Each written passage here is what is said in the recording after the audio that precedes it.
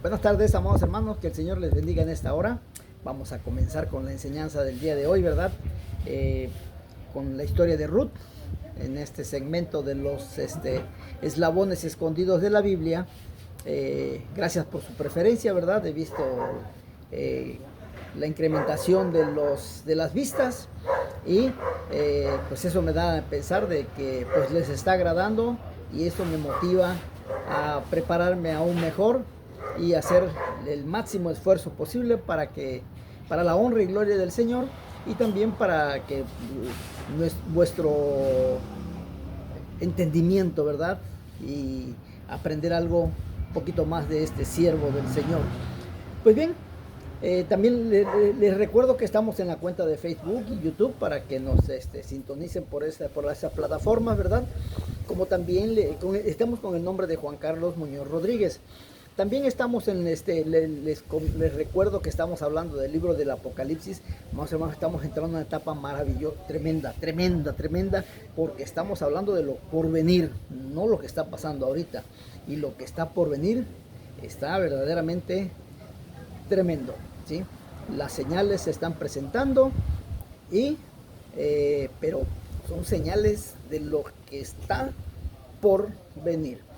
Bien, pues vámonos a la enseñanza del día de hoy, ¿verdad? Con la historia de Ruth y Boaz, ¿verdad? Ya se encontraron, ya hablaron, ya se echaron las primeras miradas, ¿verdad? Del famoso amor a primera vista, ¿sí? Hubo situaciones muy maravillosas de parte de Ruth que le agradaron a Boaz, ¿verdad? Y pues se sintió Boaz agradecido con ella, ¿sí? Agradado con ella. Ruth le agradó a Dios, a Boaz, ¿verdad? Habló Boaz con su jefe de su capataz, ¿verdad? Y le dio instrucciones de que no molestara a nadie en Ruth. Y es más, denle de la cosecha que ella esté haciendo, denle un poquito más, dejen caer más ustedes también para que ella recoja y no la avergüencen, ¿eh? A ustedes se les cayó y déjenla pasar y listo, ¿eh? Que ella lo recoja y que se lo lleve, no hay ningún problema, no pasa nada. Hacíamos una pregunta de la forma en cómo Boaz trató a Ruth para ayudarle. No nada más ayudaba a Ruth, sino ayudaba a los pobres, ¿sí? A las viudas, a los huérfanos. Él las ayudaba, ¿sí? Dándoles trabajo, y además de trabajo dándoles del fruto de la tierra también, del trigo, de todo lo que sería gavillas, ¿verdad?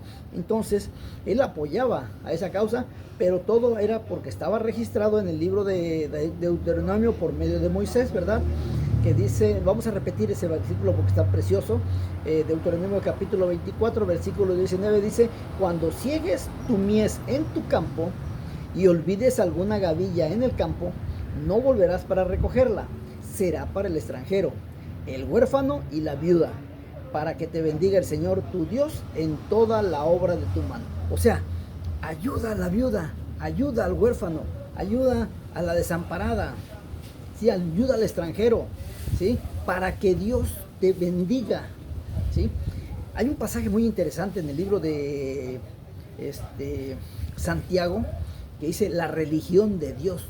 ¿Dios acaso tiene una religión? Pues sí, amados hermanos, Dios tiene una religión. Dice velar por los huérfanos, por las viudas y por los necesitados. Esa es la religión de Dios, ¿sí? Porque eso es lo que a Dios le agrada, que nosotros le demos a esas personas. Pero en el Antiguo Testamento dice la viuda arriba de 50 años, ¿eh? Porque la de abajo de 50 para abajo, esa puede trabajar, puede hacer obra, pero la de 50 años para arriba, dice, a esa tenla en estima. Pues bien, entonces ya vimos que Boaz da la instrucción a su capataz para que apoyen a Ruth, ¿sí? A final de cuentas, pues Ruth era la viuda de uno de sus primos, ¿verdad? Y pues también estaba a su cargo de Ruth su tía Noemí. Entonces pues había que apoyar a la familia, ¿verdad? Con más razón. Vámonos al versículo 10 de este capítulo 2, vamos al versículo 17 y 19 que dice: Espigó pues en el campo hasta la noche y desgranó lo que había recogido, y fue como un efa de la cebada. Ayer hablamos de este pasaje, pero lo quise volver a repetir porque dice, porque vamos a entenderlo lo que quiere decir. Boz advirtió a sus hombres que no la molestaran, y ella continuó espigando hasta el anochecer. Cuando ella terminó, ella había vencido el cansancio y logró juntar una efa. O sea, ¿cuánto es una efa? 37 kilos. 37 kilos de grano es lo que había recolectado Ruth. El versículo 18 nos dice, y lo tomó y se fue a la ciudad, y su suegra vio lo que había recogido. Sacó también luego lo que le había sobrado después de haber quedado saciada, o sea, de la comida que le sobró, y se lo dio. Ahora, amados hermanos, imagine a usted el amor de Ruth por su suegra, Noemí, que después de un arduo día de trabajo, todavía cargó con 37 kilos de grano que recogió, y más la comida que se había guardado, y se fue a su casa. Ella trajo el grano a casa de Noemí junto con los sobrantes de comida. 37 kilos no es cualquier cosa, amados hermanos. Ahora, vamos al versículo 19, que continúa diciendo, y le dijo a su suegra, ¿dónde has espigado hoy? Y ella, ¿y dónde has trabajado? Bendito sea el que te ha reconocido. Y contó ella a su suegra con quien había trabajado, y dijo, el nombre del varón con quien hoy he trabajado es Boz. Noemí vio que Ruth había espigado mucho, más de lo que habría podido obtener una mujer normal trabajando en el campo en un solo día. O sea, ella solita obtuvo 37 kilos de grano. Había recogido muchísimo más de lo ordinario, quizás lo que le correspondía a un hombre, ¿sí? Pero Ruth lo logró, lo cual sorprendió, dice, a Noemí, porque parecía haber sucedido lo que ella creía que nunca pasaría. En otras palabras, alguien se había fijado en Ruth. Ruth le contó a Noemí cómo había espigado en el campo de Boz, y aunque francamente su nombre no significaba nada para Ruth, pues ella realmente no sabía quién era Boz, ni su posición en la comunidad, ni en su posición en la familia, pero Noemí sí lo sabía perfectamente, porque todo lo que Ruth sabía solamente era que él se había portado de una manera muy bondadosa y generosa con ella. Es lo único que sabía esa Ruth de ese hombre llamado Boz. Más no se preocupó, no se enteró ni se preocupó por saber quién era ese hombre. Noemí estaba muy impresionada y preguntó quién era el dueño del campo que le permitió tomar tanto grano. Pero apenas escuchó el nombre de Boz, ella le explicó a Ruth su relación con ellas, y Ruth continuó espigando en sus campos hasta el final de la temporada. O sea, cuando Noemí escucha que Ruth estaba espigando en los campos de Boz, le contó la historia, que era parte de la familia, ¿sí? Pero eso lo vamos a ver un poquito más adelante.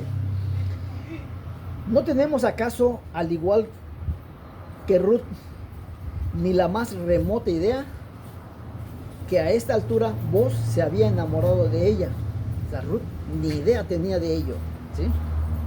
Pues conocemos como Ruth que su suegra ya le había dicho que nadie se fijaría en ella porque era extranjera, ¿sí? Pues ella, ¿qué se va a imaginar que Boz se enamoró de ella cuando su suegra le había dicho, ¿sabes qué? Como moabita que eres, nadie se va a fijar en ti, y mucho menos ese hombre rico, ese hombre pudiente, ¿sí? Pues conocemos que Ruth, no tenemos acaso al igual ni la más remota idea de que a esta altura Boz se había enamorado de ella. Pues conocemos que Ruth, que su suegra ya le había dicho que nadie se fijaría en ella, ¿sí? Y Ruth, al igual que nosotros, se había mentalizado con respecto a la viudez y a la pobreza perpetua. O sea, ya se había, pues ahora sí, ¿cómo les podría decir? Resignado. Se había resignado a la viudez y a la pobreza, ¿sí? Pero no olvidemos un sorprendente detalle. Recordemos cuando ella le había preguntado a Booz con verdadera sorpresa: ¿por qué he hallado gracia en tus ojos? Ese es un pequeño detalle, pero que hace una explosión enorme, fenomenal, ¿sí? Amados hermanos, a través de los siglos, desde antes y después de Ruth, hombres y mujeres se han visto alcanzados por el amor de Dios. Personas de todas las condiciones económicas y sociales que habían vivido como si Dios no existiera y que ellas mismas no se estimaban a sí mismas y estaban profundamente descontentas con su carácter, con su forma de ser, pero un buen día descubrieron con asombro que, a pesar de todo, Dios las amaba. Una de esas personas, un poeta llamado Juan Bautista Cabrera, pensando en la muerte de Jesucristo, lo expresó en un himno de la siguiente manera: sé también que, aunque soy nada, me amas con tan vivo amor, que por mí viertes tu sangre para ser mi redentor. Y es que me aclara tu luz el misterio de la cruz. Es lo que expresa este hombre en gratitud, ¿sí?, a nuestro Señor Jesucristo.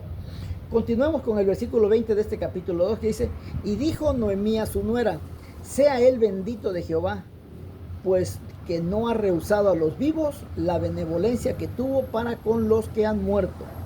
Después le dijo Noemí: nuestro pariente es aquel varón, y uno de los que pueden redimirnos.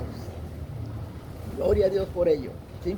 En los tiempos de Ruth y Booz existía lo que era conocido como la ley del pariente redentor, la ley del Goel, que, como dijimos anteriormente, es una palabra hebrea que significa el pariente cercano redentor.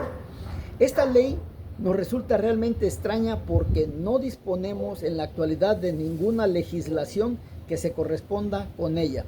Sin embargo, en este libro vemos cómo operaba la ley del pariente redentor y también otras dos leyes más que hemos mencionado y que también nos resultan extrañas.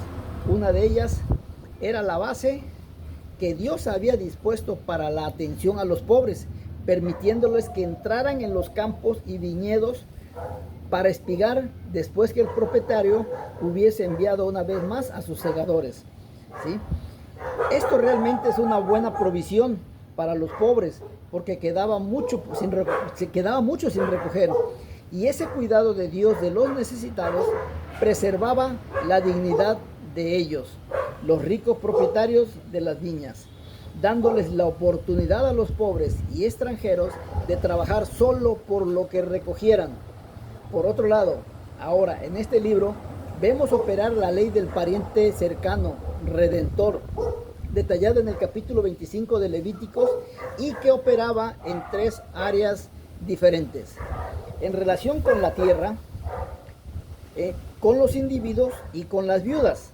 Booz estaba relacionado con el marido de Noemí, cuyo nombre era Elimelech, que significaba mi Dios es rey. Interpretamos que los padres de Elimelech y Booz eran hermanos, lo cual convertía a los hijos en primos, y en consecuencia podríamos decir también que Booz era primo del primer marido de Ruth. Por ello Noemí le dijo a Ruth que Booz era uno de los parientes cercanos que tenía el deber, fíjense bien, el deber de redimirlas, de acuerdo a la ley de Moisés, no por gusto particular, no por gusto propio, sino era de acuerdo a la ley. Él tenía la obligación. Y como el énfasis está en el término Goel, vemos en primer lugar a esta ley en relación con la tierra, que dice Levíticos 25, 23 al 25.